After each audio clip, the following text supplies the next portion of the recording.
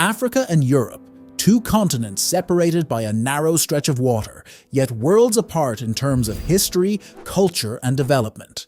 For a long time, they've been linked by trade, migration, and culture, but there's never been a bridge connecting them. So why is that?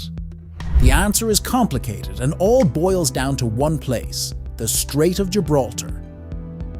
Welcome back to GeoJourney Explorers. Make sure to subscribe and turn on the notification bell to stay updated with our videos. The Strait of Gibraltar, also called Fretum Herculeum or Pillars of Hercules by ancient Greeks and Romans, is the channel connecting the Atlantic Ocean and the Mediterranean Sea. It's a bit more than 58 kilometers long, around 13 kilometers wide, and about 1,200 feet deep on average. This not-so-long distance separates the two continents and is where the Mediterranean meets the Atlantic. The idea of building a bridge between Europe and Africa has been around for a while, with proposals surfacing over the years. The concept was first planned in 1979, but many believe a diplomatic push between the continents could be the key. A memorandum was signed that year between King Hassan II of Morocco and King Juan Carlos I of Spain, expressing a willingness to collaborate in essential sectors. Despite being technically possible for nearly a century, building a Gibraltar crossing would be the most expensive intercontinental water crossing. From the depths of the Mediterranean to the Strait of Gibraltar, the cost and technological limitations were challenges in the past. Today, constructing a 13-kilometer bridge is seen as feasible for modern engineers. For comparison, the Danyang Kunshan Grand Bridge in China is 164 kilometers long. Another challenge comes from the fact that the strait is very deep, especially where the rocks are closest. The seafloor goes down to a kilometer depth. The Strait of Gibraltar's depth varies from 300 to 900 meters, with the minimum depth being almost as tall as the Eiffel Tower, around 330 meters. Bridging Europe and Africa here faces additional hurdles like tricky currents going in multiple directions. This makes it tough for engineers and hydraulic engineers to figure out how the structure would resist these currents. Even if they figure that out, the underwater supports might not stay steady, and dealing with the 300 meters depth remains a big challenge. For example, take a look at the Padma Bridge in Bangladesh. The bridge is considered to be the most challenging construction project in the history of Bangladesh. The steel truss bridge carries a 4-lane highway on the upper level and a single-track railway on the lower level.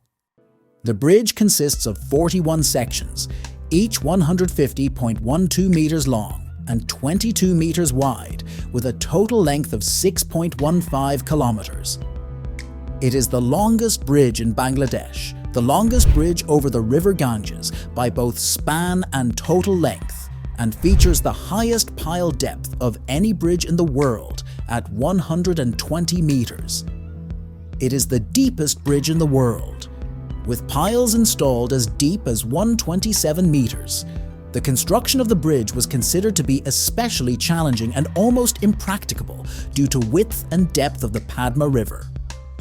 So, considering this, it's a tough call to build a bridge in an open ocean with supports almost a kilometer. The technical hurdles involved in building a bridge across such a turbulent and deep channel are further compounded by geological challenges.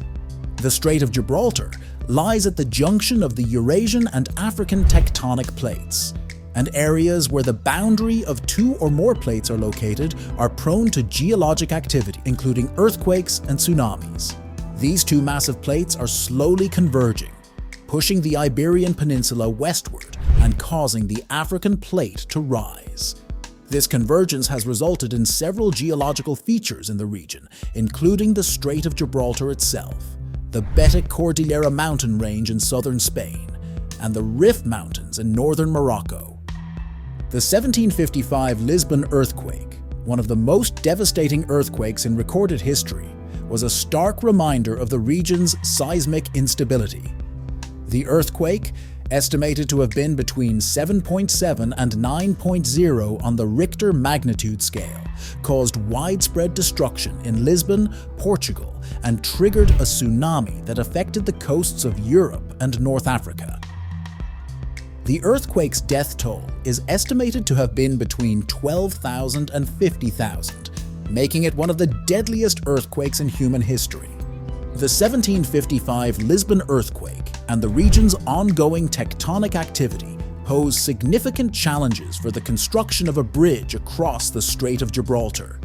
The strait's narrowness and depth, coupled with the potential for earthquakes and tsunamis, make it a difficult and hazardous environment for such a large-scale project. Any bridge that is constructed across the strait will need to be able to withstand high-magnitude earthquakes without collapsing, because it's not a question of if an earthquake will occur, but when. And since earthquakes are just a natural byproduct of shifting tectonic plates, there is no way to stop them. While the geological challenges are significant, the economic viability of such a bridge project also plays a crucial role in decision-making. Speaking of significance and bridge building, do you know what else is significant? Your subscriptions and likes. If you haven't already, please subscribe to this channel and give this video a like. This channel also needs building. Now, the challenge with a bridge spanning the Strait of Gibraltar is that it must be built in a way that doesn't disrupt shipping lanes, and that's easier said than done. In theory, if a bridge were to be built, engineers would prefer constructing it at a relatively narrow point. Let's assume the bridge needs to be 12 miles long. 10 miles will directly cross the strait, with an extra mile on each side to ensure a manageable incline onto the bridge. Keep in mind that any bridge across the strait can't hinder shipping traffic. A drawbridge isn't a viable option because the constant traffic in the Strait of Gibraltar would mean the bridge would frequently be raised, leading to extensive traffic jams. With the advanced long bridges we have today, length isn't a problem for engineers.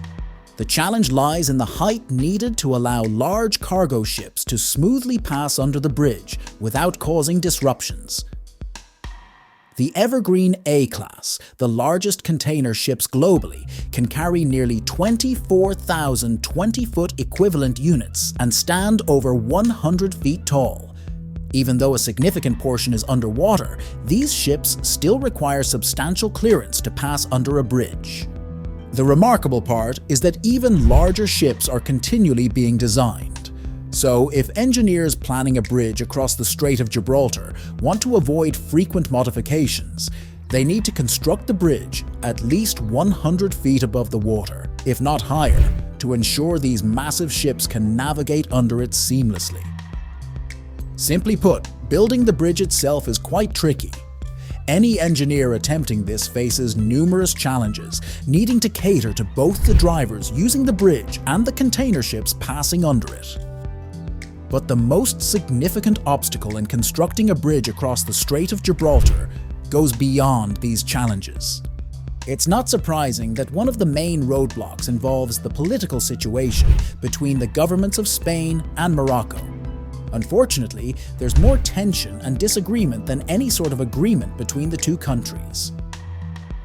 Regarding building the bridge, many concerns revolve around funding and how it will benefit each nation. A bridge spanning the Strait of Gibraltar is expected to cost billions, ranging from $5 billion to as much as $20 billion. This funding would need to come from either the Spanish and Moroccan governments or external sources. The issue is that there isn't a significant economic benefit to building the bridge.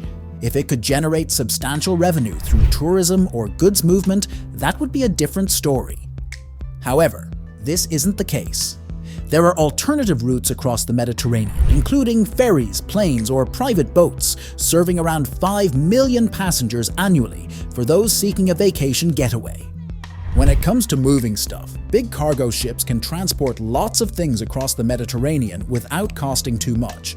And because Europe and Africa are really close at some points along the Strait of Gibraltar, less than 10 miles apart, it doesn't take a long time. The problem is, there's not a strong reason for the Spanish and Moroccan governments to build a bridge. The shipping lanes through the Strait of Gibraltar bring in a ton of money from over 100,000 ships passing through. but a bridge might mess that up instead of helping the countries make more money. For example, the Öresund Bridge, connecting the Danish city of Copenhagen to the Swedish city of Malmö. With cost roughly $4 billion, the bridge was expected to increase trade and tourism between the two countries, but traffic has been lower than expected, and the bridge has been operating at a loss. To recoup this investment, the Strait of Gibraltar bridge would need to generate substantial revenue through tolls or increased trade. However, the current traffic volume between Africa and Europe suggests that the revenue generated might not be sufficient to justify the immense investment cost. So, will there ever be a bridge between Africa and Europe? It's hard to say. But one thing is for sure, it would be a monumental feat of engineering if it were ever to be built. Are you planning a relocation? Watch our last video about 10 countries that will pay you to live there. Find the link in the description below. Share your ideas on this video and make sure to subscribe to our channel. Thanks for watching.